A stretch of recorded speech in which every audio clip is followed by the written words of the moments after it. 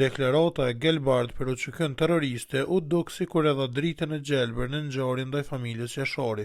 Hill në dëshminë e tij në Hague tha se mungesa e një udhëheqjeje të qartë e bëri të vështirë kontaktin e parë zyrtar. Ai përmendi takimet e Gelbardit me disa shqiptarë në Zvicër, të cilët pretendonin se ishin drejtues të UÇK-s, por sipas Hill kjo nuk ishte e besueshme dhe nuk kishte prova.